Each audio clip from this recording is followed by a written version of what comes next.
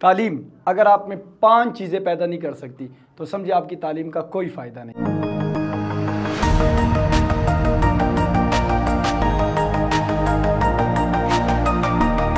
تعلیم اگر آپ میں 5 چیزیں پیدا نہیں کر سکتی تو سمجھے آپ کی تعلیم کا کوئی فائدہ نہیں۔ ایجوکیشن لفظ کا مطلب کیا ہے؟ ایجوکیشن لفظ کا مطلب ہے موڈیفائی دا بیہیویئر، یعنی انسان کے مزاج میں چینج آنا،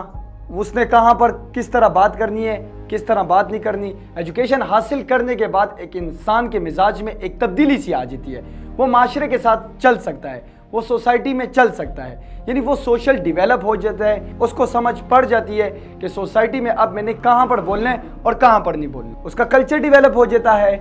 اس کے اندر سکلز وغیرہ آ جاتے ہیں۔ سب سے بڑی بات جو ہمارے پاس ہے وہ رائٹ اور رانگ میں فرق کر سکتا ہے کہ کیا چیز غلط ہے اور کیا چیز ٹھیک ہے۔ سب سے پہلے میں بات کروں گا اویئرنیس کی۔ اگر ایک انسان کے اندر شعور نہ آئے، یعنی تعلیم حاصل کرنے کے بعد بھی اس کے اندر شعور نہ آئے تو یقین کریں اس کی تعلیم کا کوئی فائدہ نہیں۔ سیکنڈ میں بات کروں گا مینجمنٹ آف ریسورسز، یعنی ایک انسان سمجھ جاتا ہے کہ اس نے اپنی رسپانسبلٹی کیسے کرنی ہے اور کیسے نہیں کرنی، یعنی وہ اپنی رسپانسبلٹی کو لے کے چلتا ہے، اپنے گھر میں بھی، معاشرے میں بھی اور اپنے کاموں میں بھی۔ تیسری بات میں کروں گا ڈیولپمنٹ کی، یعنی انسان ڈیولپ ہونے لگتا ہے، اس کو سمجھ پڑ جاتی ہے کہ وقت گزرنے کے ساتھ ساتھ اس نے کیا چیز کرنی ہے اور کیا چیز نہیں کرنی، یعنی اس انسان کی صرف گروتھ نہیں ہوتی، وہ ڈیولپ بھی ساتھ ساتھ معاشرے میں ہونے لگتا ہے۔ یعنی ایجوکیشن کے بغیر ایک انسان اس طرح ہے جیسے ایک پرندہ پروں بغیر ہے، جو کہ بالکل اڑ ہی نہیں سکتا۔ یعنی ایجوکیشن حاصل کرنے کے بعد انسان اپنے ڈیسیشن ٹھیک طریقے سے لے سکتا ہے، وہ اپنے فیصلے بذات خود کر سکتا ہے،